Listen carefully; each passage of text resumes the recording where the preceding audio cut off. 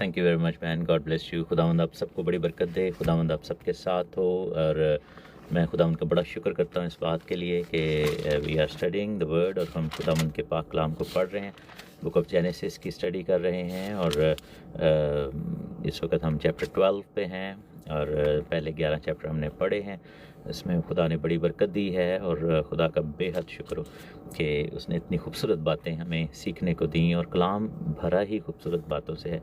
एक चीज़ हमें समझने और जानने की ज़रूरत है कि बाइबल मुक़द्दस या कलाम मुक़द्दस, जब हम जेनेसिस की स्टडी करेंगे तो उसमें हमें रियलाइज़ होगा कि हर चीज़ खुदावंद यीशु मसीह की तरफ इशारा कर रही है। हर चीज़ हमें तैयार कर रही है कि हम खुदावंद यीशु मसीह की तरफ जा रहे हैं। और जैसे हमने नसब नामे पढ़ेंगे, या हम नस्लों के बारे में पढ़ेंगे, फैमिलीज़ के बारे में पढ़ेंगे, नेशंस के बारे में पढ़ेंगे, और फिर हमें पता चलेगा कि हम ऐसे ही है जैसे कि खुदा दुनिया को और लोगों को तैयार कर रहे हैं अपने बेटे की आमद के लिए। और यहाँ पर एक और चीज़ जो हमने चैप्टर 6 में पढ़ी थी कि यहाँ पर दूसरा दिन ख़त्म हुआ, यानी कि अगर हम 1000 साल को एक दिन के मुकाबले में देखें, जैसा कि पतरस ने अपने ख़त में ये बात कही थी, तो दूसरा पतरस है और उसका 3रा बाब है, और उसकी 8वीं आयत है। यहाँ पर लिखा है कि ए अजीज़ो, ये ख़ास बात तुम पर पोशीदा ना रहे कि खुदावंद के नज़दीक एक दिन 1000 बरस के बराबर है, और 1000 बरस एक दिन के बराबर। तो हम देखते हैं कि दुनिया को 6000 साल खुदा ने अता किए। और जब इब्राहिम का चुनाव होता है, जो कि इस चैप्टर में हमें नज़र आता है कि बाप इब्राहिम को खुदा ने, अभी उनका नाम इब्राम था, तो जब चुना तो ये 2000 साल का अरसा गुजर चुका था, यानी कि फर्स्ट 2 डेज़ वर गॉन, और पहले 2 दिन हो चुके थे। तो इब्राम को या इब्राहिम को खुदा ने दूसरे दिन के इख्तिताम पर और तीसरे दिन के शुरू में चुना। और क्योंकि हम देखते हैं कि पहले 2 दिन में सबसे बड़े जो वाक़यात हुए वो ये थे, यानी फर्स्ट 1000 ईयर्स में आदम की ज़िंदगी का अहवाल नज़र आता है कि 930 साल के वो होकर उनकी वफ़ात हुई। और उसके बाद हम देखते हैं कि दूसरे दिन में जो बड़े वाक़यात हैं, जो सेकंड 1000 ईयर्स है, उसमें हनूक, मतुसला और बाप नूह, ये 3 ऐसे मेन कैरेक्टर्स हैं जिनको हम देखते हैं। और दूसरे दिन का इख्तिताम जो होता है वो तूफ़ान के ऊपर होता है, और तकरीबन दुनिया को बने हुए आदम को पैदा हुए तकरीबन 1800 साल गुजरे थे जब तूफ़ान आया। और उसके बाद हम देखते हैं कि जब वो दिन का एंड होता है और नए दिन का एक तीसरे 1000 साल का शुरू होता है, तो बाप इब्राहिम को खुदा चुनते हैं। और उसके बाद हम देखते हैं कि जो चौथा दिन है, यानी तीसरा दिन जब फिनिश होता है और चौथा दिन शुरू होता है, यानी चौथा 1000वां साल, तो जब ये दूसरा दिन गुजर गया, अब तीसरा 1000 साल गुजरेगा, तो उसके एंड पे हम देखते हैं कि दाऊद बादशाह को खुदा ने चुना। और उसके बाद हम देखते हैं कि जब 4 दिन फिनिश हुए, चौथे दिन के इख्तिताम पर खुदावंद यीशु मसीह नज़र आते हैं आते हुए, यानी 4 दिन गुजरे हुए थे उसके बाद। और हम यही देखते हैं कि इवन दो के नूर जो है वो पहले ही दिन नज़र आया, यानी कि खुदा ने कहा कि सबसे पहले दिन कहा कि रोशनी हो जा, और नूर जो है वो पहले दिन से ही है। लेकिन हम देखते हैं कि चौथे दिन खुदा ने सूरज और चाँद और सितारों को बनाया, यानी कि रिवील की चीज़ें और एक्सपैंड किया। तो हम देखते हैं कि 4 दिन के बाद हम देखते हैं कि खुदावंद यीशु मसीह जो कि दुनिया का नूर है, वो सूरज हैं और हम चाँद हैं। चाँद जो है वो सूरज की रोशनी को रिफ्लेक्ट करता है। हम ये भी जानते हैं खुदावंद ने कहा कि मैं दुनिया का नूर हूँ, और फिर कहा कि तुम दुनिया के नूर हो। तो चाँद भी रोशनी देता है, सूरज भी, लेकिन चाँद सूरज की रोशनी को रिफ्लेक्ट करता है। इसी तरह हम जो नूर हैं, हम खुदावंद यीशु मसीह की रोशनी को रिफ्लेक्ट करते हैं। और असल नूर खुदावंद यीशु, जैसे सूरज अपने आप में रोशनी रखता है। सूरज तो एक तमसील है, ऑब्वियसली वो तो क्रिएटेड चीज़ है, लेकिन हर चीज़ जो है वो खुदावंद यीशु मसीह को ही दिखाती है। और हम देखते हैं कि यहाँ पर बाप इब्राहिम को खुदा ने चुना। इस चैप्टर का जो फर्स्ट वर्ड है वो है लेख लखा, हिब्रू में लेख लखा, जिसका मतलब है गो फोर्थ फॉर योरसेल्फ, यानी अपने लिए तो निकल या अपनी तरफ जा। तो ये बेसिकली इट्स लाइक अ तोरा पोर्शन जब यहूदी लोग पढ़ते हैं तौरेत को, तो वो उन्होंने डिफरेंट डिफरेंट पोर्शंस में 52 पोर्शंस में वो डिवाइड किए हैं और हर सब्बत पर वो एक पोर्शन पढ़ते हैं। तो ये जो नया पोर्शन है इसका नाम है लेख लखा। लेख लखा का मतलब है to come out for yourself, go for thyself. जैसे इंग्लिश में जब हम लिटरल ट्रांसलेशन पढ़ेंगे, अगर आप यंग्स लिटरल बाइबल अगर आप पढ़ें या लिटरल ज्यूइश बाइबल पढ़ें, तो उसमें आपको ये अल्फाज मिलेंगे। इंग्लिश में लिखा है go out of your Keynes people, और अपने तू वतन से बाहर जा। उर्दू में पढ़े लिखे तो अपने वतन से निकल। लेकिन हम यहाँ पर देखते हैं कि जब हिब्रू में जब उस थीम को देखते हैं तो इट टॉक्स अबाउट कि तू अपने आप में चल और बाहर निकल, नहीं अपनी पहचान में बाहर निकल। तो यहाँ पर लिखा है कि चैप्टर 12 में पढ़ूंगा मैं, खुदावन ने इब्राम से कहा कि तू अपने वतन और अपने नातेदारों के बीच से और अपने बाप के घर से निकल कर उस मुल्क में जा जो मैं तुझे दूंगा। मैं तुझे एक बड़ी कौम बनाऊंगा और बरकत दूंगा और तेरा नाम सरफराज करूँगा। सो तू बाइस से बरकत हो, जो लोग तुझे मुबारक कहेंगे उनको मैं बरकत दूंगा, जो तुझ पर लानत करें मैं उस पर लानत करूँगा, और ज़मीन के सब कबीले तेरे वसीले से बरकत पाएंगे। हम देखते हैं कि ये जो है ये बरक़ात खुदा ने दी। सो इसमें बहुत सारे थीम्स हैं इस सारी बात में। सबसे पहले तो बुलाहट की बात है। समटाइम्स क्या होता है कि खुदा हमें अपनी पहचान के लिए कि हम अपने आप को पहचान सकें, उसके लिए हमें बाहर जाने का हुक्म देता है। खुदा हमें अलहदा करता है। सो रास्तबाज जो है, जिसको कद्दूस कह सकते हैं या मुबारक कह सकते हैं या हिब्रू में कादोश है, तो उसका मतलब है सेपरेटेड वन, सेट अपार्ट, यानी कि हमें सेट अपार्ट किया गया साल्वेशन। इसीलिए, और यही बात जो है वो बाद में पौलुस रसूल कहते हैं कि जब खुदावन ने ये बातें की तो इब्राहिम उस चीज़ पर ईमान लेकर आए, और यही उसके हक़ में रास्तबाजी गिना गया। और इब्राहिम रास्तबाज जो है ईमान के वसीला से रास्त पर। रूमी के ख़त में ये बात उन्होंने कही थी। तो बेसिकली वहाँ पर जो आर्ग्यूमेंट था उनका, वो आर्ग्यूमेंट ये था कि ये एक्ट 16 में जो बहस हुई थी 15 में और फिर 16 में कि यहूदी जो काहिन थे और फरीसी थे वो भी मसीही होना शुरू हो गए।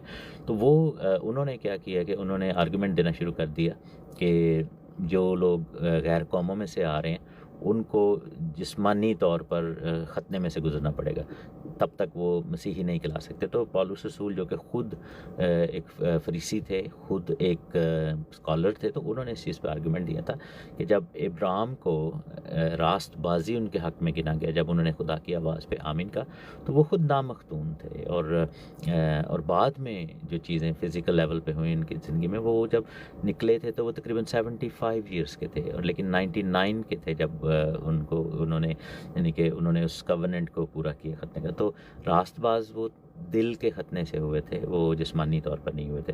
तो ये चीज़ें वहाँ पर हम नज़र आती हैं। फिर यह है कि इट्स वॉक ऑफ फेथ, ये ईमान की वॉक है। यहाँ पर हम देखते हैं कि खुदा ने उनसे सिर्फ ये कहा है कि तू अपने वतन से, अपने नातेदारों के बीच से और अपने बाप के घर से निकल। ये नहीं कहा कि तू जाएगा कहाँ। अभी उनको बताना था कि कहाँ उन्होंने जाना है, वादे की ज़मीन में। ये उनको डेस्टिनेशन नहीं बताई, उनको पूरा प्लान अभी नहीं दिया गया, बस उनको इंस्ट्रक्शन दी गई है, उनको सिर्फ कहा गया है। और हम देखते हैं कि बाप इब्राहिम ने उस पर अमल किया। इसीलिए पौलुस रसूल ने इब्रानियों के ख़त में कहा कि ईमान अनदेखी चीज़ों का सबूत है, उम्मीद की चीज़ों का एतमाद है और अनदेखी चीज़ों का सबूत है। ये आप मेरे साथ देख सकते हैं वाला, ये इब्रानियों का ख़त है और उसका 11वां बाब है, और उसकी हम पहली आयत में देखते हैं कि अब ईमान उम्मीद की हुई चीज़ों का एतमाद और अनदेखी चीज़ों का सबूत है। और फिर जब वो पूरी लिस्ट जो है वो बताते हैं, तो हम देखते हैं कि 8वीं आयत में लिखा है कि ईमान ही के सबब से इब्राहिम जब बुलाया गया तो हुक्म मानकर उस जगह चला गया जिसे मिरास में लेने वाला था, अगरचे जानता ना था कि मैं कहाँ जाता हूँ, तो भी रवाना हो गया। तो उम्मीद यानी कि उम्मीद की हुई चीज़ों का एतमाद, यानी कि आपको उम्मीद होती है कि ये चीज़ मेरे लिए होगी और उस पर आप एतमाद करें, खुदा की बात पर एतमाद करें।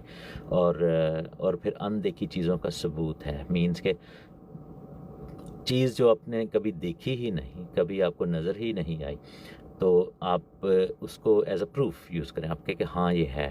जैसे हम हमारी ज़िंदगियों में हमने किसी ने आसमान नहीं देखा, हम में से किसी ने जो है वो आसमान की बादशाही को नहीं देखा, लेकिन हम ईमान रखते हैं। हम ये बिलीव करते हैं कि जो कुछ कहा गया है कलाम मुक़द्दस में वो सच है। और यीशु मसीह ने कहा था कि मैं जाता हूँ ताकि तुम्हारे लिए जगह तैयार करूँ, और हम देखते हैं कि वो जगह है। हम अभी देखा तो नहीं है किसी ने, लेकिन यही बात खुदावंद यीशु मसीह ने की थी कि मुबारक हैं वो जो बगैर देखे ईमान लाए। तो पुराने अहदनामे में अगर बॉर्न अगेन या निजात याफ्ता शख्स के हालात अगर पढ़ने हैं तो बाप इब्राहिम से हम शुरू कर सकते हैं कि और इसीलिए उनको ईमानदारों का बाप भी कहा गया है, क्योंकि सबसे पहले वो शख्स थे जो कि ईमान इस तरह लेकर आए।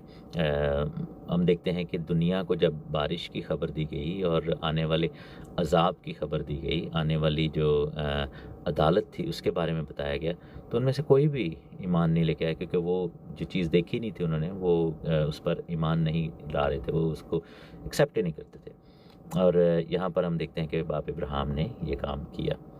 फिर लिखा है कि तू अपने वतन और अपने नातेदारों के बीच में से और अपने बाप के घर से निकल जा।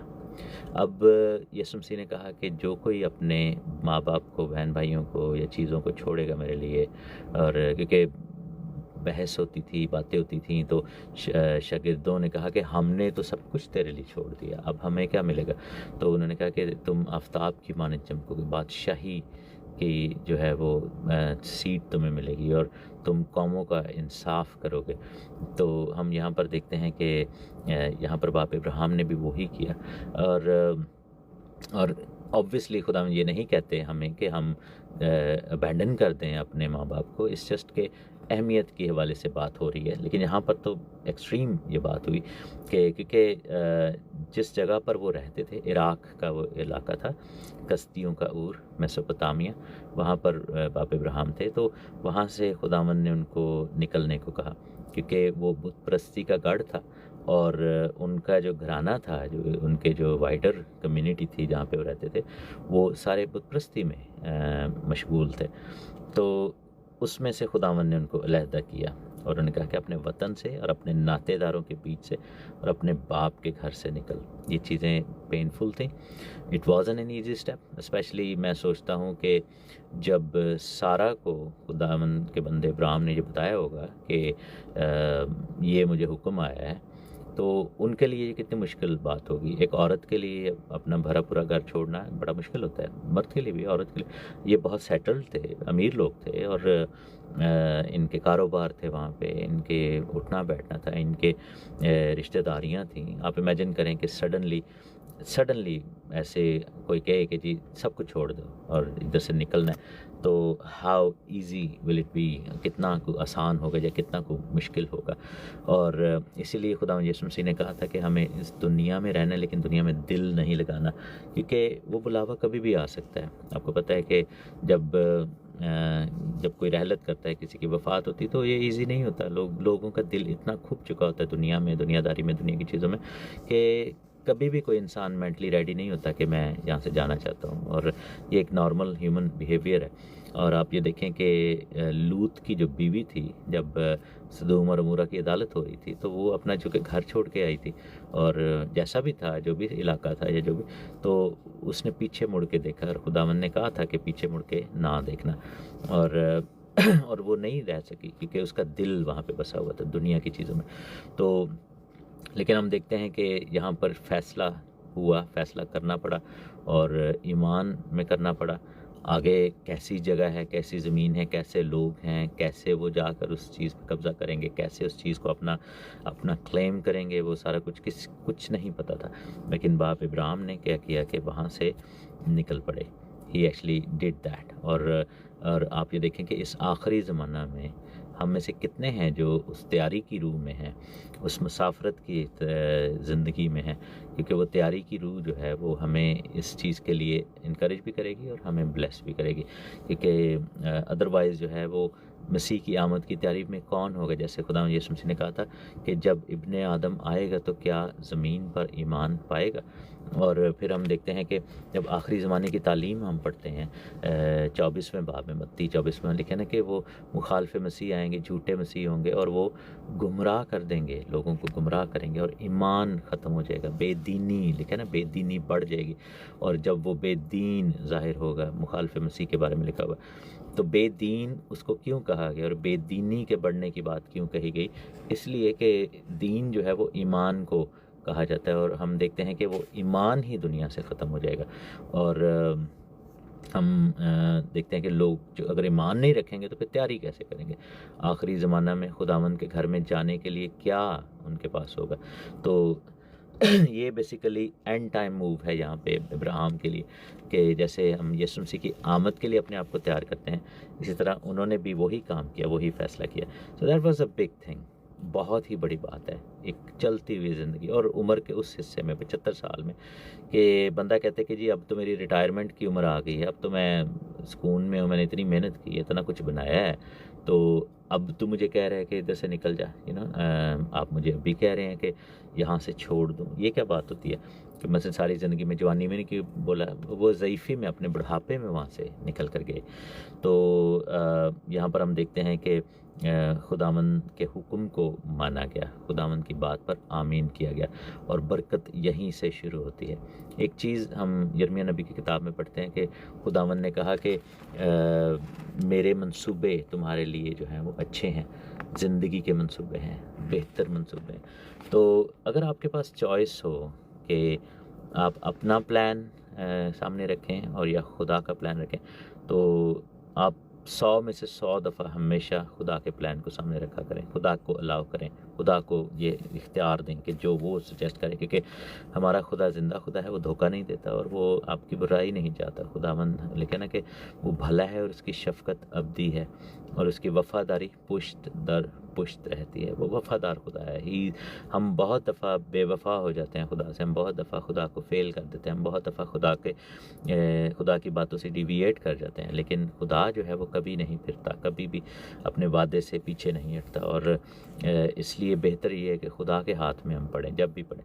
और ये बात दाऊद बादशाह ने भी की थी, जब अदालत आ गई थी तो उन्होंने कहा था कि मैं इंसान के आगे क्यों भागूं, मेरे लिए बेहतर है कि मैं खुदा के हाथ में पढ़ूं, और क्योंकि खुदावंद रहम करने वाला खुदा है। तो यहाँ पर यही चीज़ हुई और लिखा है कि खुदावंद ने कहा कि उस मुल्क में जा जो मैं तुझे दिखाऊंगा। ये नहीं कहा कि फ़लाँ कंट्री है और उसके पहले वो सारी एक सेल्स पिच दी खुदा ने कि जी वहाँ पे ये होता है, वहाँ पे इतनी ज़बरदस्त ज़मीन है, फ़लाना है, ये है, वो इतने दरिया हैं और इतना सोना निकलेगा, ये वो। हमें बाज़ औक़ात जो है ना वो अपने आप को तैयारी करने के लिए हमें कुछ इंसेंटिव्स चाहिए होते हैं। हम जब खुदा के सामने भी आते हैं ना तो हम एक शॉपिंग लिस्ट लेके आते हैं, हम इंसेंटिव्स मांगते हैं, हम कहते हैं कि जी पहले सानू दसो कि सानू की लभना है, ठीक है ना, ये काम तो करने लगे हैं तो हमें क्या मिलेगा। खुदा ने कहा मैं तुझे बताऊंगा, तुझे दिखाऊंगा। अब वो देखा जाए तो जनरली हम में से कोई बंदा हो तो उसको ऐसे खुदा कहे कि जी बस तू बैग बंद ते गड्डी ले के निकलो, और हमें पता ही ना हो जाना कहाँ है, नेविगेशन में क्या डालना है, तो कोई भी नहीं करेगा। वो कहेंगे, शायद लोग आगे से बहाने करेंगे कि शायद पता नहीं शैतान मैंने बहका रहे हैं, मैं खुदा बन के लाइक नूरानी फरिश्ता बन के मुझे कह रहे, लेकिन नहीं, खुदा को पता था कि he is the one and Abraham proved to be the one. और इसीलिए जब यीशु मसीह को की पैदाइश हुई और उनका नसबनामा लिखा गया मत्ती की इंजील में, तो वहाँ पर लिखा है कि खुदावंद यीशु मसीह, अगर हम मत्ती की इंजील पहले बाब की पहली आयत पढ़ें तो लिखा है कि यीशु मसीह इब्ने दाऊद इब्ने इब्राहिम का नसबनामा, दोनों का जिक्र है। दाऊद इसलिए कि वो बादशाही की बात है, इब्राहिम इसलिए कि वो मिरास की बात है, क्योंकि इब्राहिम को मिरास दी गई, दाऊद बादशाह को बादशाही। और यीशु मसीह इब्ने दाऊद इसलिए कि वो दाऊद के तख्त पर बैठे और हमेशा के लिए बादशाह। और इब्ने इब्राहिम इसलिए कि वो असल जो कवनेंट है, जो अहद है खुदा ने बाप इब्राहिम से के साथ बांधा था, उसको पूरा करना जो था वो खुदा में यीशु मसीह में आके हुआ। तो ये पहला स्टेप है दिलेरी, ईमान और एतमाद, खुदावंद पर भरोसा। और अगर नज़र नहीं भी आ रहा कुछ तो भी भरोसा। बाज़ औक़ात हमें आगे हम कहते हैं जी आगे खाई है पीछे गड़ा है, तो अब क्या करें। तो आप ये सिचुएशन देखें कि जब बनी इसराइल वहाँ से निकले थे मुल्क मिस्र में से, तो जब वो रेड सी पर आ गए, बहरे कुलज़म के सामने खड़े थे, आगे समुंदर था और पीछे फ़िरौन था, पीछे फ़ौजें थीं, आगे समुंदर था और बीच में आग का सतून था जो कि खुदा था। तो अब उनको समझ नहीं आ रही थी कि पीछे जाते हैं तो मारे जाते हैं, आगे जाते हैं तो डूब जाएंगे। उसी वक्त खुदा ने फिर मूसा से कहा था कि तुम क्यों मुझसे दुआ कर रहे हो, वाई आर यू क्राइंग, और ये चिल्ला क्यों रहे हैं, ये तुम्हारे हाथ में क्या है। खुदावन ने बेसिकली एक तरह से मूसा को रिमाइंड करवाया, थोड़ा सा यूँ समझें कि सरजनिश की कि तुम्हारे हाथ में क्या है, मतलब कि you already have that authority, तुम्हारे पास है। और उसने बताया कि वो लाठी है, वही लाठी जिससे मौजज़े हुए थे। तो जिसको मारा था तो बहरे दरियाए नील खून हो गया था, और जिसके वसीला से खुदा ने बहुत सारे काम करवाए। उसने कहा कि इसको मार, अब चुप रहो और तुम देखो कि खुदावन तुम्हारे लिए जो है वो जंग करेगा। और ऐसा ही हुआ कि खुदावन ने वहाँ पर फिर सारा कुछ किया। तो हमें ये चीज़ देखनी है। दूसरी बात यह है कि बाप इब्राहिम को जो बरक़ात मिली थी वो कौन कौन सी थी। पहले उन्होंने कहा कि मैं तुझे एक बड़ी कौम बनाऊंगा, गोए हगदोल हिब्रू में जिसका लिखा है कि मसलन के नॉर्मल कौम नहीं, बड़ी कौम। अब ये बेसिकली जो गोए वर्ड है हिब्रू में वो गैर कौमों के लिए यूज़ होता है, गोईम या गोए। तो गोए हगदोल का मतलब है कि सिर्फ इसराइल को यहाँ पर दावत नहीं मिल रही, और बल्कि बड़ी कौम से मुराद ये है कि इसमें दो पहलू हैं, एक रूहानी और एक जिस्मानी। जिस्मानी पहलू जो इसका है वो हम देखते हैं कि बनी इसराइल हैं, लेकिन रूहानी पहलू जो है इसका वो हम सब हैं, क्योंकि गलेशियंस में लिखा हुआ है। अगर गलतियों के ख़त उसमें चले जाएं और उसके हम तीसरे बाब में देखेंगे, गलतियों का ख़त तीसरा बाब और उसकी 25वीं आयत 26वीं आयत भी पढ़ सकते हैं। तो लिखा है कि तुम सब उस ईमान के वसीले से जो मसीह यीशु में है खुदा के फर्जंद हो। तुम सब जितनों ने मसीह में शामिल होने का बपतिस्मा लिया, मसीह को पहन लिया। ना कोई यहूदी रहा, ना यूनानी, ना गुलाम, ना आज़ाद, ना कोई मर्द, ना कोई औरत, तुम सब मसीह यीशु में एक हो। और अगर तुम मसीह के हो तो इब्राहिम की नस्ल और वादे के मुताबिक वारिस हो। ये है गोए गदोल, यानी कि बड़ी कौम जिसको हमें खुदावंद यीशु मसीह ने किया। फिर हम देखते हैं कि इससे अगली ही बुक में जाएं, इफ़िशियंस चैप्टर 2 में देखें, इफ़िसियों का ख़त उसका दूसरा बाब है और हम इसकी आयत नंबर 11 में देखते हैं। बस याद करो कि तुम जो जिस्म की रूह से गैर कौम वाले हो, और वो लोग जो जिस्म में हाथ से किए हुए खतना के सबब से मख्तून कहलाते हैं, यानी कि गैर कौम और यहूदी दोनों की बात हो रही। तुमको नामख्तून कहते हैं। अगले ज़माना में तुम मसीह से जुदा थे, इसराइल की सल्तनत से खारिज थे और वादा के अहदों से नावाकिफ़ थे, ना उम्मीद थे और दुनिया में खुदा से जुदा थे। मगर तुम जो पहले दूर थे, यानी गैर कौम थे, दूर थे, उनको गोईम कहा जाता था, गोए कहा जाता था, अब मसीह यीशु में मसीह के खून के सबब से नज़दीक हो गए हो, क्योंकि वही हमारी सुलह है जिसने दोनों को एक कर लिया, यानी कि जिस्मानी को भी और रूहानी को भी। और जुदाई की दीवार जो बीच में थी ढा दिया, उसको ढा दिया। अब जो है वो हमें इब्राहिम के दो बच्चे हैं, एक रूहानी और एक जिस्मानी। जिस्मानी जो है वो हम देखते हैं कि इसराइली हैं, यहूदी हैं, और रूहानी सारी कौम, बाकी जो दुनिया है, जो कि मसीह यीशु जो कि इब्ने इब्राहिम है उसके वसीला से जो आते हैं, तो वो फिर लिखे ना कि इब्राहिम के वादे में शामिल हो गए हम वारिस बन गए हैं। सो पहला यह है कि बड़ी कौम मीन्स के इसराइल प्लस सारी दुनिया। दूसरा लिखा है कि तुझे बरकत दूंगा, ये सेकंड ब्लेसिंग है कि तुझे बरकत दूंगा। और ये एक बहुत बड़ी बात है कि इब्राहिम को बरकत जो है वो मिली, और इब्राहिम को बताया गया कि बरकत का सोर्स कहाँ पे है। जैसे शागिर्दों ने पूछा कि हम दुआ कैसे करें, तो उन्होंने कहा कि खुदा ने कहा कि तुम करो कि ऐ हमारे बाप तू जो आसमान पर है, तेरा नाम पाक माना जाए।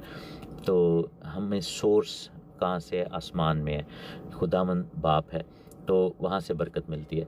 तो इब्राहिम को ये बताया गया कि मैं तुझे बरकत दूंगा। सो बरकत के लिए हमें किसके पास जाना है, खुदावंद के पास। फिर लिखा है कि तीसरा कि तेरा नाम सरफराज करूंगा। अब यहाँ पर एक चीज़ हम देखते हैं कि चैप्टर 11 में उन्होंने क्या कहा था कि जब उन्होंने वो बना रहे थे बाबल का बुर्ज, तो वहाँ पर लिखा था कि चौथी आयत में 11वें बाब की, आओ हम अपने वास्ते एक शहर बनाएं, एक बुर्ज जिसकी चोटी आसमान तक पहुँचे बनाएं और यहाँ अपना नाम करें। तो उनको उनको वहाँ पर तबाह कर दिया गया। वहाँ पर जो जो दुनियावी या जिस्मानी या शैतानी या इब्लीसी मंसूबे, उसमें वो अपना नाम कर रहे हैं। लेकिन अगर आप खुदावंद की हज़ूरी में, तो लिखा है कि मैं तेरा नाम सरफराज करूँगा। तो क्या है कि खुदावंद भी आपको वही ब्लेसिंग देना चाहता है, लेकिन उसमें क्या है कि खुदा के हुजूरी में हमें अपने आप को सबमिट करना है, हमें खुदावंद के मंसूबे के मुताबिक चलना है और खुदावंद हमें जो है वो बढ़ाएगा। और ये बात खुदावंद ने कही थी कि चूँकि उसने मेरा नाम पहचाना है। ज़बूर 91 में जब हम पढ़ते हैं तो वहाँ पर एक बड़ी खूबसूरत बात लिखी है कि क्योंकि उसमें क्या होता है कि खुदावंद का नाम हमारे नाम से जुड़ जाता है। तो जब खुदावंद का नाम हमारे नाम से जुड़ता है तो फिर हमारा नाम भी ऊंचा हो जाता है। लिखा है ज़बूर 91 में उसकी 14वीं आयत में, चूँकि उसने मुझसे दिल लगाया है इसलिए मैं उसे छुड़ाऊँगा, मैं उससे सरफराज करूँगा, क्योंकि उसने मेरा नाम पहचाना है, मेरा नाम पहचाना है। तो जब आप किसी का नाम पहचानते हैं तो आप फिर उसके मुताबिक उसको इज़्ज़त देते हैं। अगर कोई मुझे कहे कि जी हमने बादशाह से मिलना है, तो हमें पता है कि जी अगर फ़र्ज़ के कमरे में कोई आता है तो कहें कि जी ये बादशाह चार्ल्स आ गया है, ठीक है ना। हमारे जो कंट्री का या अमेरिका में हो तो जी ये सदर मुमलिकत आ गए। जैसे उसका नाम लिया जाएगा सारे उसके मुताबिक जो है वो रिस्पॉन्ड करेंगे, खड़े हो जाएंगे, इज़्ज़त देंगे। तो नाम पहचाना कैसे है, कैसे पता लगेगा कि नाम पहचाना है? जब हम उस नाम को जो कि है उसके मुताबिक उसको ट्रीट करेंगे खुदावंद को। आप देखें कि बाबल के बुर्ज पर लोगों ने कहा कि हम अपना नाम करना चाहते हैं, खुदा का नहीं, अपना नाम। अगर वो कहते हैं जी हम ऐसा बुर्ज बनाना है जो कि आसमान तक जाए, वहाँ पे खुदा की प्रस्तिश होगी, खुदा के नाम को जलाल मिलेगा, तो फ़र्क बात होती। लेकिन यहाँ पर आप देखें कि इब्राहिम ने तो कुछ भी नहीं किया, वो खुदा के नाम को जलाल देता था, बुत प्रस्ती नहीं करता था। तो उस वजह से खुदावंद ने कहा कि मैं तुझे तेरा नाम सरफराज करूँगा। ये बहुत बड़ी बात है, your name will be elevated, Sarfaraz हो जाएगा। और ये एक बहुत ही बड़ी चीज़ होती है कि आप देखें कि रहती दुनिया में बाप इब्राहिम का नाम है, ठीक है ना, कोई डिनाई नहीं कर सकता। इवन के जो अरब्स हैं वो भी अपने आप को इब्राहिमिक वो कहते हैं कि हम इब्राहिमी लोग हैं, इब्राहिम के बच्चे हैं। और इस्माइल के थ्रू या बाकी जो उनकी जो थर्ड वाइफ थी उसके जो बच्चे हैं, कतूरा जिनका नाम था, तो वहाँ से जो आए ये जो एमिरेट्स हैं या अमाराती लोग हैं, ये सारे लोग अपने आप को। अच्छा, फिर चौथी चीज़ जो खुदा ने इनको दी, लिखा है कि तू बायसे बरकत हो।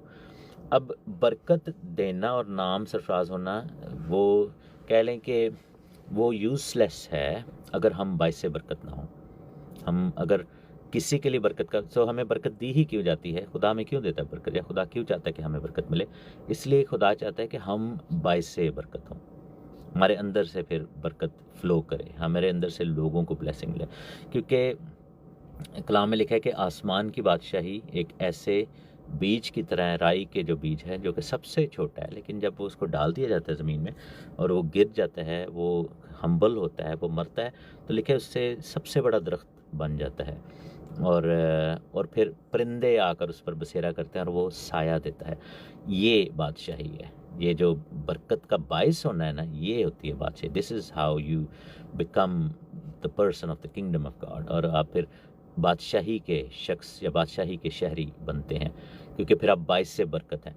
अगर आप बरकत ले रहे हैं लेकिन बरकत दे नहीं रहे, तो फिर आप का वो सिलसिला, आप एक बांझ औरत की तरह हैं जो कि बच्चा पैदा नहीं कर सकती। तो बांझपन, रूहानी बांझपन का शिकार है। तो यहाँ पर या बांझ मर्द की तरह है, ठीक है। तो क्योंकि वो बेफल दरख्त की तरह है। आपको पता है कि जब यीशु मसीह एक इंजीर के दरख्त के पास गए, बाइबल में लिखा है, और उसमें से फल ढूंढ रहे थे और फल नहीं मिला, तो बड़ा खुशनुमा हरा भरा सा दरख्त था। तो खुदावंद ने उस पर लानत की, खुदावंद यीशु मसीह ने उसको बोला, और जब वापस आए शागिर्द तो देखा कि वो बिल्कुल सूख गया था, ख़त्म हो चुका था। तो शागिर्दों ने बेसिकली बड़े हैरान हुए इस बात से। लोग बड़े परप्लेक्स्ड होते हैं कि इसका क्या मतलब था, क्यों ऐसे खड़े घाटी उसको ऐसे बोल दिया, क्योंकि वो बेफल था। हम एक और लूका की इंजील में तमसील लिखते हैं, जब लिखा कि अंजीर का दरख्त पाकिस्तान में लगा होता और वो बेफल था। 3 साल से वो मालिक आ रहा था और वो उसमें से फल ढूंढना चाह रहा था लेकिन मिलता नहीं था। उन्होंने कहा कि इसको काट दो। तो जो डाली फल लाती है उसको वो संवारता है, उसको काटता छाटता है, लेकिन जो नहीं लाती उसको फिर काट डालेगा।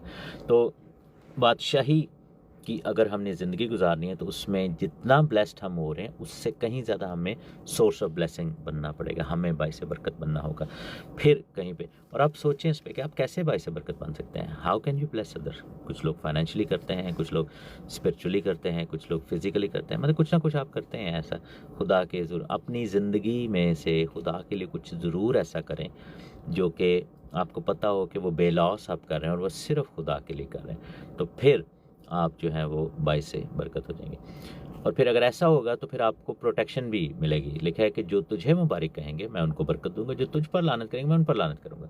अब ये जो डीलिंग है ये इब्राहिम के साथ भी है, हम देखते हैं कि फ़िज़िकल जो इसराइल है उसके साथ भी है कि जो जिसने जिन जिन कौमों ने इसराइल को यरगमाल बनाया और उनको असीर किया, वो सारी की सारी चली गई, ख़त्म हो गई। लेकिन खुदावन ने कहा था ना कि तू रेत की मानद होगा और सितारों की मानद होगा। अब देखें कि कितनी बड़ी बड़ी सल्तनतें आई चली गई, लेकिन रेत उधर ही है समुंदर की, हज़ारों लोग गुजर जाते हैं लेकिन वो उधर ही है, और सितारे भी उधर ही हैं। तो इस तरीके से वो लॉन्गजेविटी की बात हो रही थी जो कि अगले चैप्टर्स में हम पढ़ेंगे कि खुदावन ने बाप इब्राहिम को ये वाली बरकत भी दी थी। तो जो तुझे मुबारक कहेंगे मैं उस पर बरकत करूँगा, जो तुझ पर लानत करेंगे मैं उस पर लानत करूँगा। तो हमें बड़ा केयरफुल होना है। बहुत सारे लोग जो हैं वो दुनिया के सिस्टम में चल के या दुनिया के थीम्स को देख के बनी इसराइल को जो है वो बुरा भला कहना शुरू कर देते हैं। हर चंद के हम जानते हैं कि बनी इसराइल जो हैं वो उन्होंने खुदावन यीशु मसीह को एक्सेप्ट नहीं किया, लेकिन there was a reason for that. और उसमें आप ये देखें कि पौलुस रसूल ने कहा था कि उनका सख्त होना गैर कौमों के लिए दरवाज़ा खुलने का बायस हुआ। यीशु मसीह की पहली आमद जनरली अगर देखा जाए तो वो यहूदा के लिए नहीं थी, वो बाकी सारी दुनिया के लिए थी। और यहूदा में से थी, यहूदियों में से थे, निजात वहीं से आई। लेकिन दूसरी आमद में यहूदा भी जो है वो आ जाएगा। और खुदावन का भी इसमें मंसूबा था कि खुदावन ने बनी इसराइल को जो है वो कर दिया, सख्त किया। खुदावन के बहुत प्लान्स होते हैं ज़बरदस्त, हमें बाज़ औक़ात इन चीज़ों की समझ होनी चाहिए। तो हम लानत नहीं करेंगे, हम नहीं करेंगे खुदा के लोगों पर, चाहे कोई अभी नहीं मानता खुदावन यीशु मसीह को, लेकिन हम जो है वो बरकत ही देंगे, क्योंकि हमें हुक्म ये है कि इब्राहिम को बरकत देनी है। और चूँकि इब्राहिम बाप इन्वॉल्व हैं, इसलिए हम इब्राहिम की औलाद को भी बरकत नहीं है। अब इस पे जो है लोग वो बात करते हैं दुरूद की, और हम देखते हैं कि ये जो हमारे जो मुसलमान बहन भाई हैं वो दुरूद भी पढ़ते हैं, उसमें आले इब्राहीम बोलते हैं कि जो ब्लेसिंग है, पीस है, वो इब्राहिम पर, फिर आले इब्राहीम पर, और फिर वो ऑब्वियसली अपने प्रॉफिट को भी बीच में वो शामिल करते हैं, थिंकिंग के आले इब्राहीम के उस ज़ुमरे में वो भी आ रहे हैं। लेकिन हम देखते हैं कि ये जो हमारे मुसलमान बहन भाई वो भी इस चीज़ को समझते हैं। तो फिर लिखा है कि जो तुझ पर लानत करेगा मैं उस पर लानत करूँगा। लेकिन ऑन द अदर साइड हमारे जो वो उसमें कॉन्ट्रडिक्शन आती है कि वो आले इब्राहीम को ब्लेसिंग तो देते हैं, लेकिन आले इब्राहीम का एक हिस्से को फिर गालियाँ भी देते हैं, बुरा भला भी कहते हैं, जो कि यहूदियों की बात कर रहे हैं, यानी कि वो इसराइल को बुरा कहते हैं, लेकिन साथ में दरूद में आले इब्राहीम का भी जिक्र करते हैं। हालांकि उनको पता होना चाहिए कि यही तो आले इब्राहीम है, मतलब कि अगर वो इस सिर्फ इस्माइल की बात कर रहे हैं तो वो तो अरब्स हैं, तो सारी आले इब्राहीम को फिर बरकत हो। तो फिर लिखा है कि और ज़मीन के सब कबीले तेरे वसीले से बरकत पाएंगे। ये तीसरी आयत में, ये लास्ट चीज़ थी। अब यहाँ पर जो है जो हिब्रू में वर्ड आया है वो उसका जो एक्चुअल थीम बनता है वो है कि the people will be grafted into you, the tribes of the earth will और the world will be grafted into, यानी कि वो कबीले जो हैं वो तुझ में शामिल हो जाएंगे। अब ये जो है ये चीज़ बरकत जो है ये यीशु मसीह के वसीला से पूरी होती हुई हमें नज़र आती है कि ज़मीन के सारे कबीले हम ये कहेंगे कि ओके हमें क्या फ़ायदा है, हम कोई फ़िज़िकल लेवल पे तो इब्राहिम में नहीं, और बेसिकली क्या है कि जब 1000 साल की बादशाही आएगी तो ज़मीन पर वो होगी। और यहाँ पर मिरास की बात हो रही है, निजात यीशु मसीह से है। ये बात यूहन्ना ने बड़ी क्लियरली बात की, और उसने एक तरह से फ़िज़िकल चीज़ को डिस्क्वालीफाई किया, क्योंकि आप देखें कि यूहन्ना की इंजील पहला बाब है और उसकी 12वीं आयत लिखा है कि जितनों ने उसे कबूल किया उसने उन्हें खुदा के फरजंद बनने का हक बख्शा, यानी कि आले इब्राहिम बना दिया। उन्हें जो उसके नाम पर ईमान लाते हैं खुदा के फरजंद हुए, लेकिन ऑब्वियसली डायरेक्टली हम स्पिरिचुअली इब्राहिम के साथ भी कनेक्ट हुए। वो ना खून से पैदा हुए। अब देखें कि यहूदी तो ये क्लेम करता है ना कि मैं तो नस्ल इब्राहिमी हूँ, तो बिकॉज़ हमारे कबीले हैं, और वो जो 12 कबीले हैं तो वो तो ये कहेंगे ना कि हम तो भाई ब्लड लाइन के वसीला से। लेकिन उन्होंने कहा कि नहीं, खुदा के बेटे बनने के लिए आपको ब्लड लाइन का इशू नहीं है, ना जिस्म की ख्वाहिश से, ना इंसान के इरादे से। ये 3 चीज़ें जो हैं वो इन्वॉल्व ही नहीं है, यानी ब्लड। और इसी तरह जो मसीही हैं, हमें भी ये चीज़ समझने की ज़रूरत है कि हम पैदाइशी मसीही नहीं हैं। लोग कहते हैं नहीं जैसे तो पैदाइशी मसीही, ऐसी तो जद्दी पुश्ती क्रिश्चन है, हम इस तरह की बातें लोग करते हैं। जद्दी पुश्ती क्रिश्चन बाइबल के अगेंस्ट बात है। आप जद्दी पुश्ती मसीही नहीं हैं, आप जद्दी पुश्ती गुनाहगार हैं। हम सब, बाइबल में लिखा है कि हम सब ने गुनाह में जन्म लिया, विच गुनाह दे जम्मिया मैनू मेरी माई, ज़बूर में जब हम गाते हैं। तो हम सबको ईमान लाना है, क्योंकि अगर हम ये कहेंगे ना कि जी मेरा दादा भी क्रिश्चियन था, वो एल्डर साहब थे, मेरे बाप भी एल्डर साहब थे, वो भी चर्च में, इस वजह से मैं क्रिश्चियन हूँ, तो ये हम बेसिकली उसी ट्रैप में गिर रहे हैं जो कि बनी इसराइल सोचते थे कि हम अपने बाप दादा की वजह से क्रिश्चियन हैं। नहीं, हम अपने ईमान और इकरार की वजह से क्रिश्चियन हैं। अगर हम देखें ना कि जो अपने मुंह से ईमान लाए और इकरार करे, तो हम अपने किसी नस्ली तौर पे, क्योंकि अगर हम नस्ल में ही चलेंगे तो बाप दादा चलो 2-3 नस्लें पीछे चले जाएंगे, फिर शायद हिंदू या सिख या मुसलमान निकलेंगे, या अगर और पीछे चलेंगे फिर बिल्कुल हिंदू निकलेंगे। तो फिर कैसे हम उस चीज़ को जस्टिफाई कर सकते हैं?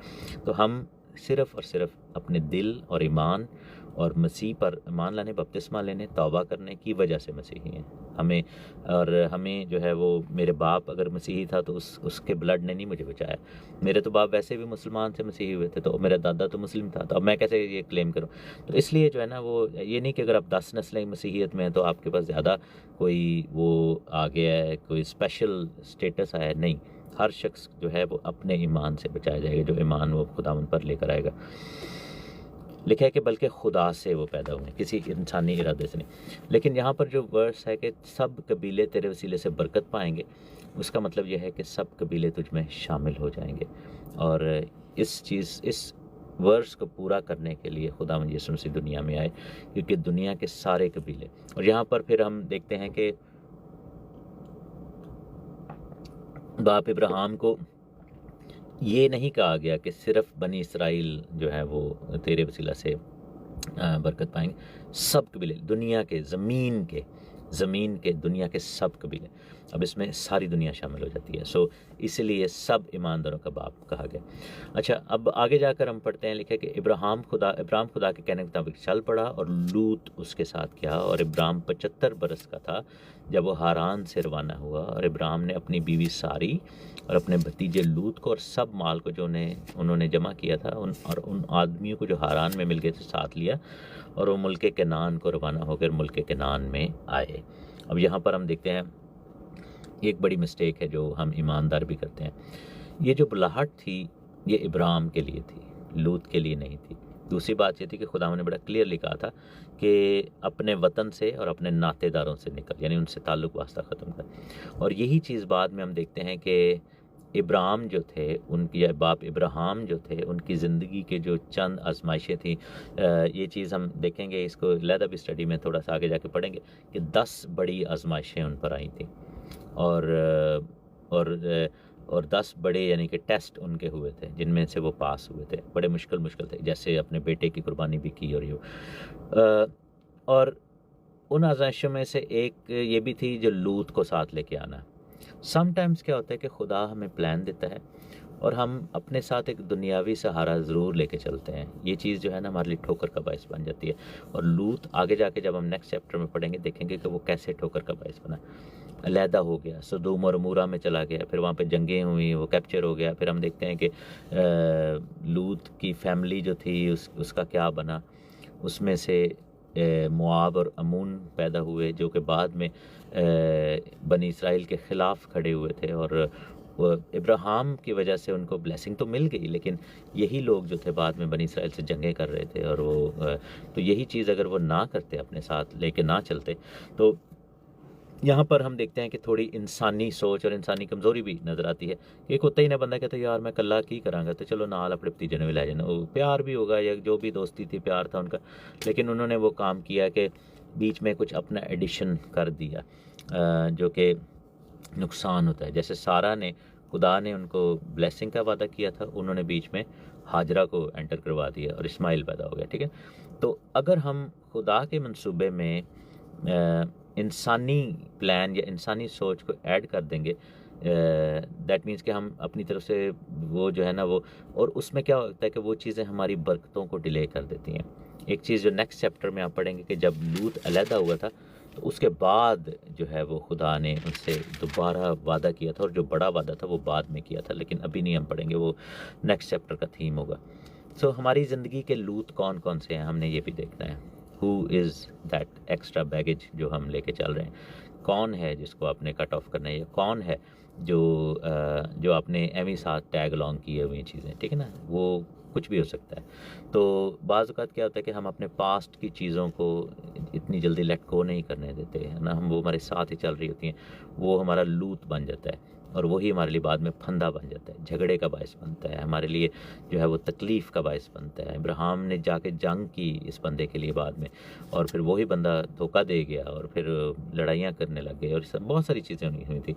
तो आप देखें कि वो चीज़ जो थी इब्राहिम की ब्लेसिंग्स में डिले का बायस बन गई, क्योंकि वो अपने साथ टैग अलॉन्ग कर रहे थे उन चीज़ों को जिनके बारे में खुदा ने कहा था इसको छोड़, अपने नातेदारों को। तो लूत जो था वो नातेदारों में ही शामिल होता था, लेकिन अपनी कंफर्ट के लिए या अपनी कह लो कि कंपनी के लिए बाप इब्राहिम ने एक डिसीजन लिया, जो कि बाद में उनके लिए मुश्किल को लेकर चल रहा था, मुश्किल लेकर आ रहा था उनकी ज़िंदगी में।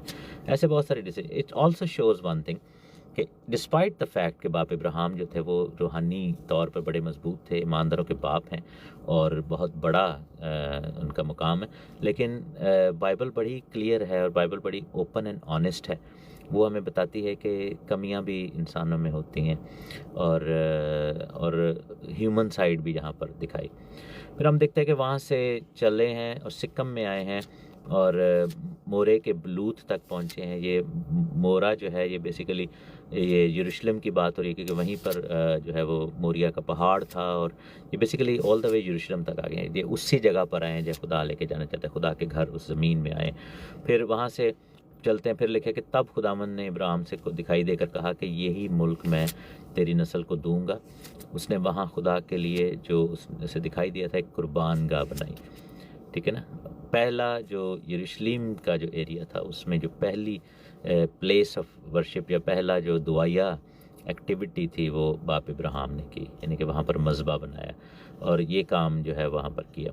और हम देखते हैं कि उसी जगह पर मोरिया के पहाड़ पर बाद में हैकल बनी थी। वो बाद में जब हम इसहाक वाली स्टोरी पे पहुँचेंगे वो हम देखेंगे उसी जगह पर जो है वो हैकल बनी थी, उसी जगह पर उन्होंने बेटे इसहाक को बांधा था, उसी जगह पर यहाँ पर जो है अभी मज़बा कुर्बान गाह बनाया गया। और फिर लिखा है वहाँ से कूच करके उस पहाड़ की तरफ गया जो बैत एल के मशरिक़ में है, और अपना डेरा ऐसा लगाया कि बैत एल मगरिब में है और आई मशरिक़ में पड़ा। वहाँ पर भी लिखा है कि उसने खुदावंद के लिए कुर्बान गाह बनाई, यानी कि जहाँ पर भी गए हैं वो कुर्बान गाह बना रहे हैं खुदावंद के लिए, और खुदावंद का नाम ले रहे हैं। और ये चीज़ भी हमें सीखने की ज़रूरत है बाप इब्राहिम की ज़िंदगी से, कि सब इससे पहले कि वो अपना कोई घर बनाते या कोई टेंट बनाते या कोई, लिखा है कि उन्होंने कुर्बान गाह बनाई।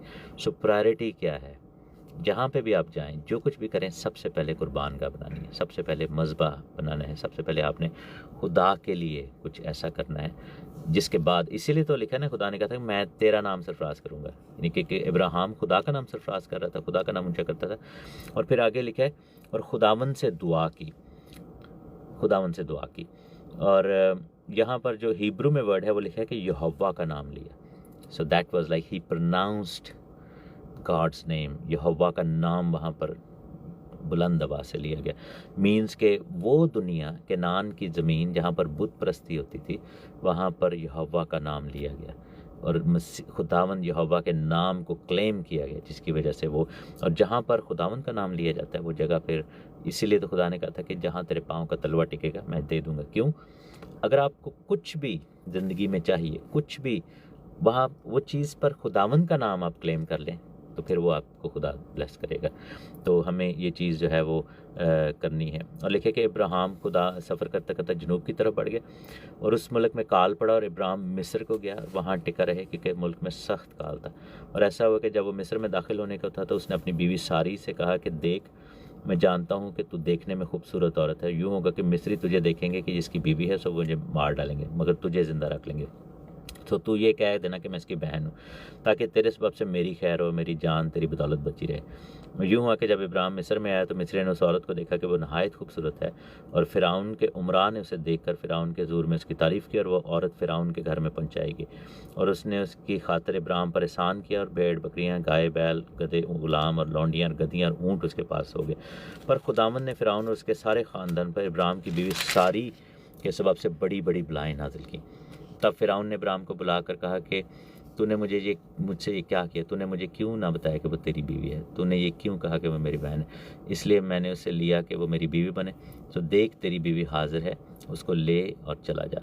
और फ़िरौन ने इसके हक़ में अपने आदमी को हिदायत की और उन्होंने उससे और उसकी बीवी को उसके सब माल के साथ रवाना कर दिया। अब ये दूसरी बड़ी आजमाइश थी। पहली तो थी ना कि सब कुछ छोड़ना पड़ा, दूसरा ये था कि उसको अपनी जान की फ़िक्र। अब यहाँ पर फिर देखते हैं कि इब्राहिम की ह्यूमन साइड और खौफ और एक ऐसी चीज़ नज़र आती है कि वो अपने आप को प्रोटेक्ट करना चाह रहे हैं। तो ये नहीं कि वो गुनाह कर रहे हैं, इट्स जस्ट कि वो टैक्टिकली उन्होंने किया, इसलिए he shouldn't have done that, उनको नहीं ये करना चाहिए था। लेकिन ईमान जब रखा है, लेकिन हम देखते हैं कि बाप इब्राहिम को शुरू में ईमान तो लाए हैं लेकिन उनकी लाइफ परफेक्ट नहीं है, उनकी जो चीज़ें हैं वो परफेक्ट नहीं है, उसमें आहिस्ता आहिस्ता चीज़ें बढ़ रही हैं और आहिस्ता आहिस्ता वो सीख रहे हैं। तो ईमान जो है वो एक जर्नी है, एक सफ़र है। ऐसा नहीं है कि आप एकदम जो है वो परफेक्ट हो जाते हैं। आपको खुदावंद मुख्तलिफ़ तरह के इम्तहानात में से गुजारता है और फिर आप परफेक्ट होते हैं। अलोंग द वे आपसे गलतियां भी होती हैं, आपसे ऐसे फ़ैसले भी होते हैं जो कि जेपरडाइज़ करते हैं, आपकी ब्लेसिंग को रोकना चाहते हैं। तो यहाँ पर हम देखते हैं कि फ़िरौन वाला जो वाक़या हुआ है और मुल्क में काल पड़ा और इब्राहिम मिस्र को गया। अब यहाँ पर एक चीज़ नज़र आती है कि एक और हमें प्रिसेप्ट नज़र आता है कि अगर काल पड़ा है तो खुदावंद को इब्राहिम को खुदावंद पर ईमान रखना चाहिए था, क्योंकि एलिया में और इब्राहिम में जहाँ पर फ़र्क नज़र आता है कि एलिया जब काल पड़ा था तो वो नहीं गए थे और खुदावंद ने सारपत की बेवा और कब्बों के ज़रिए से उनको खाना दे दिया था, ठीक है ना। हम देखते हैं कि इब्राहिम जब काल पड़ा तो वो मिस्र की तरफ गए, जो कि दुनिया को, गुनाह की ज़मीन को और बदी की ज़मीन को, ग़ुलामी की ज़मीन को ज़ाहिर करता है। सो हमारे डिसीजन बाज़ औक़ात क्या होते हैं कि हम मुसीबत में पड़ते हैं तो हम उस जगह की तरफ, दुनिया की तरफ भागते हैं, दुनियावी प्लान्स। अगेन मिस्र, चूँकि वो अमीर लोग थे, बड़ा बादशाह था ये, तो उनको लगा कि उधर जाऊंगा तो मेरा रोटी पानी का सीन हो जाएगा। लेकिन आप ये देखें कि कितना बड़ा नुकसान भी उठाना पड़ा कि ऑलमोस्ट बीवी हाथ से जाती रही और कितना ज़्यादा चीज़ें। अगर ये ना जाते और उधर बैठते और खुदावंद से कहते कि चूँकि तूने मुझे ब्लेस किया है तो फिर जो है वो मुझे कोई फ़िक्र नहीं, मुझे पता है कि तू मुझे सस्टेन करेगा। तो बाज़ औक़ात हमें गुज़रना ही चाहिए उस चीज़ में से। और क्योंकि कलाम में लिखा है कि इंसान सिर्फ रोटी ही से नहीं जीता बल्कि हर उस बात से जो कि खुदा के मुंह से निकलती है। और विल्डरनेस में जो है वो यीशु मसीह भी गए थे, लेकिन फिर हम देखते हैं कि खुदावंद ने उनको ब्लेस किया, अपने बेटे को, तो बाप ने। तो अगर हमें मुसीबत, और फिर एक और चीज़ भी हमें नज़र आती है कि जब हम खुदा के साथ चलना शुरू करते हैं, जब हम उसके हुक्म पर अमल करते हैं, जब हम ईमान रखते हैं ब्लाइंड फेथ के साथ, तो फिर काल का भी सामना करें, यानी कि उसमें हमारे ईमान का इम्तहान कैसे होगा कि हम मुश्किल हालात में से भी गुजरेंगे। लेकिन तब हमें मिस्र का रुख नहीं करना, तब हमें उसी जगह पर रहना है जो खुदा ने हमारे लिए अता की है। क्योंकि अगर हम गलत फ़ैसला करेंगे मिस्र जाने का और दुनियावी सोर्सेज के पीछे भागेंगे कि शायद उधर से कुछ मिल जाए, तो उसका नुकसान उठाना पड़ेगा। सो पहले जो चैप्टर है इब्राहिम की ज़िंदगी का, और किताब मुक़द्दस का 12वां चैप्टर, उसकी ये स्टडी है। और हम देखते हैं कि खुदावन फिर भी उनको निकाल के लाया, और अगले वीक हम 13th चैप्टर की स्टडी करेंगे। खुदावंद आप सबको बड़ी बरकत दे। अब मौका है कि आप सवाल कर सकते हैं या फिर कमेंट्स दे सकते हैं।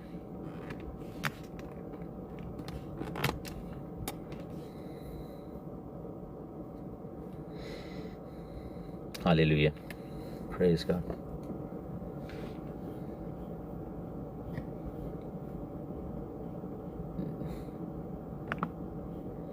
आवाज़ आ रही है?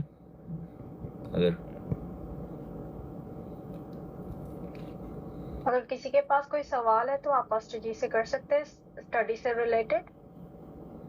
Praise God. If you want to give a feedback or comment, we would appreciate that. और बताते चलें कि ये जो हमें इस वक्त देख रहे हैं टिकटॉक पे भी लोग, आप भी कमेंट्स के ज़रिए सवाल कर सकते हैं। बहन जरिश एल्वन गिल ने कहा है कि बहुत बरकत मिली, खुदावंद आपको बड़ी बरकत दे। और आप सवाल कर सकते हैं, और हम जूम पे होते हैं। बेस्ट तरीका ये है कि आप जूम पे हमारे साथ शामिल हों, और आप फिर इंटरेक्ट कर सकते हैं। और फेसबुक पे भी ये लाइव होता है, और टिकटॉक पे भी वैसे लाइव होता है। और भाई कील, खुदावंद आपके और आपके घराने को बहुत ब्लेस करे। Thank you very much, God bless you. आपके लिए दुआ गो हैं जी। Praise the Lord pastor. Praise the Lord. जी बहन। हाँ जी जी, मैंने सिर्फ आपको जो है कमेंट करने थे, एप्रिसिएशन लेनी थी। बहुत अच्छी स्टडी थी, बहुत मुझे आज अच्छा लगा सुन के। बहुत ही डिटेलिंग आपने सारी चीज़ों को बताया। तो खुदावन आपको बहुत बरकत दे। आप इसी तरीके से खुदावन में बढ़ते रहें, और हमें भी बहुत सारी चीज़ें सिखाते रहें। आमीन। बहुत सारी न्यू चीज़ें सीखने को मिलती है। तो खुदावन आपको कसरत से ब्लेस करे। God bless you. खुदावन बहन आपके साथ हो। और जी बिल्कुल। यूके टाइम, मुझे बहन ने पूछा है कि यूके टाइम क्या है, तो ये 6 PM यूके टाइम है।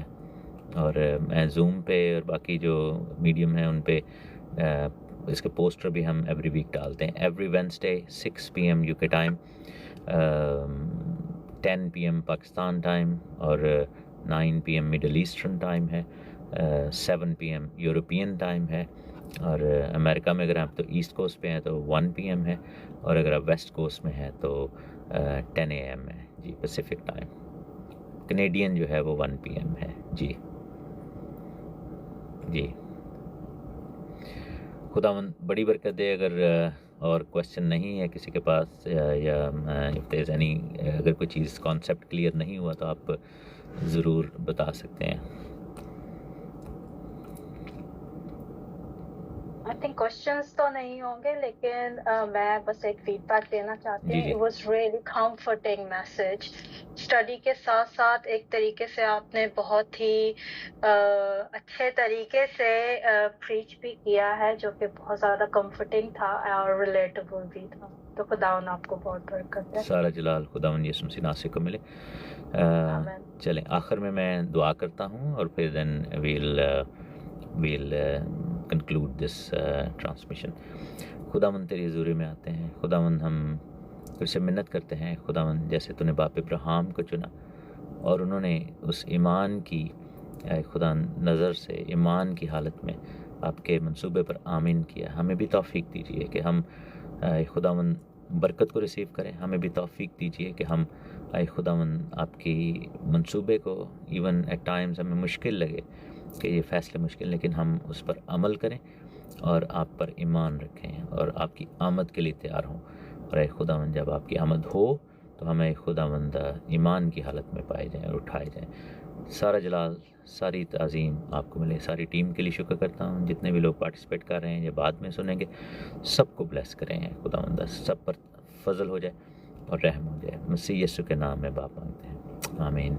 ऐ हमारे बाप, तू जो आसमान पर है, तेरा नाम पाक माना जाए, तेरी बादशाही आए, तेरी मर्ज़ी जैसी आसमान पर पूरी होती है ज़मीन पर भी हो। हमारी रोज़ की रोटी आज हमें दे, जिसमें हम अपने कर्ज़ों को माफ़ करते हैं, तुम्हारे कर्ज़ हमें माफ़ कर। हमें आजमाइश में ना ला, बल्कि बुराई से बचा, क्योंकि बादशाही, कुदरत और जलाल हमेशा तेरे ही हैं, आमीन। खुदावंद आपको बरकत दे और आपको महफूज रखे। खुदावंद अपना चेहरा आप पर जलवागर फरमाए और आप पर मेहरबान रहे। खुदावंद अपना चेहरा आपकी तरफ मतवज्जो करे और आपको सलामती बख्शे। अब हमारे खुदा यीशु मसीह का फजल, खुदा आपकी मोहब्बत और पाक रूह की रफ़ाकत और शफ़क़त अब से लेकर अब तक हम सब के साथ, दुनिया के सारे ईमानदारों के साथ होते रहे। आमीन। Praise God. God bless you. Thank you very much. खुदावंद आप सबके साथ। आमीन। God bless you all.